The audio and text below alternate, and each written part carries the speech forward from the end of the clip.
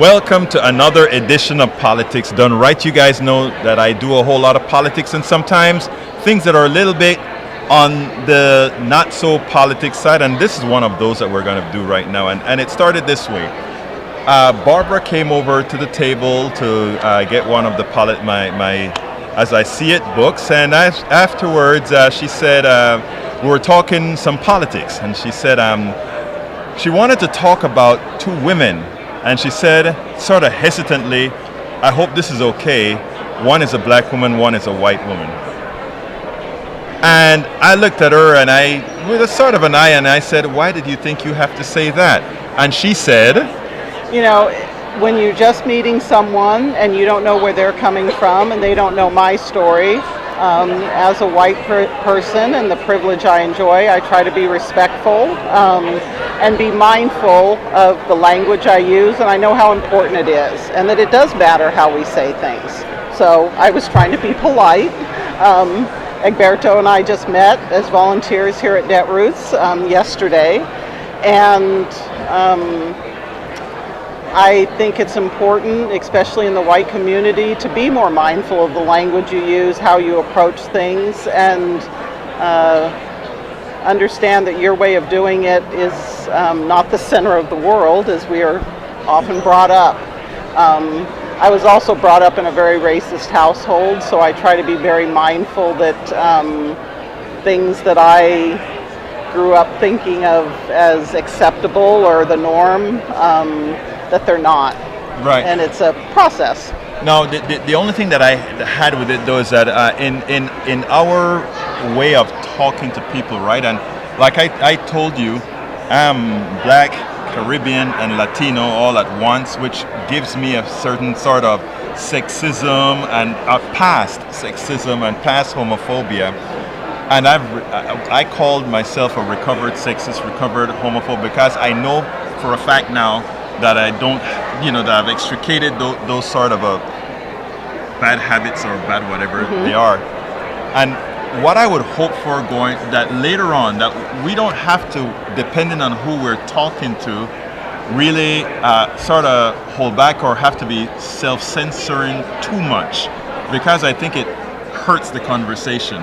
I think it hurts the ability to communicate if we're too concerned about, well, actually, in the case that why I wanted to talk about this on air, it was Stacey Abrams is black and Stacey, I don't remember her other name, is white. Yeah. And that is the only way that we could have. How do you end up with two women named Stacey both running for governor of a state? Right. I don't think that was a pretty odd coincidence by any political measure. And trying to discuss their respective races. They both spoke at Netroots Nation 2 years ago in Atlanta.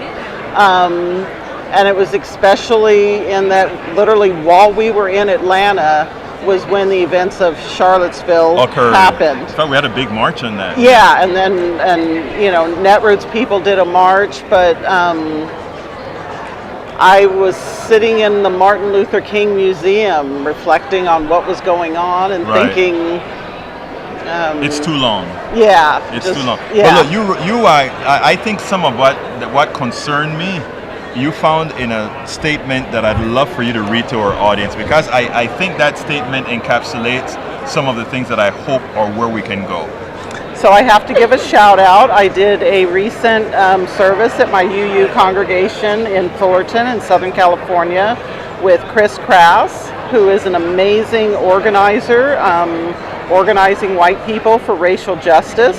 And in the most simplest way he presents is, you don't need to talk to black and brown people about racism. They live it every day. Right. You need to go talk to white people about it and convince them that it's not good for them either, and to work on it. And the quote we used to open the service, people are opting out of vital conversations about diversity and inclusivity because they fear looking wrong, saying something wrong, or being wrong.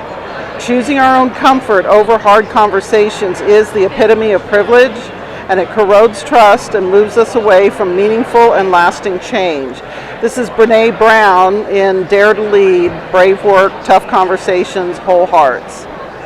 She is noted as her TED Talk is one of the 5 most watched TED Talks on the planet. Literally, right. It's amazing.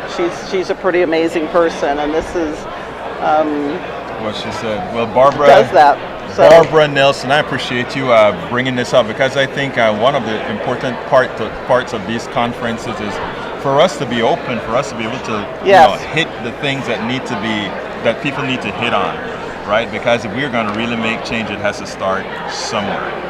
And I think it's important. I have made some great friendships here with persons of color that I can turn to and get the hard questions answered and ask candid questions, right. And say, hey, so what is the deal with this? Or tell me, what, right, where they're coming from, and it's invaluable. So it's been a great part of this. Barbara Nelson, thank you so kindly for being on Politics Done Right. Sounds great. Thank you.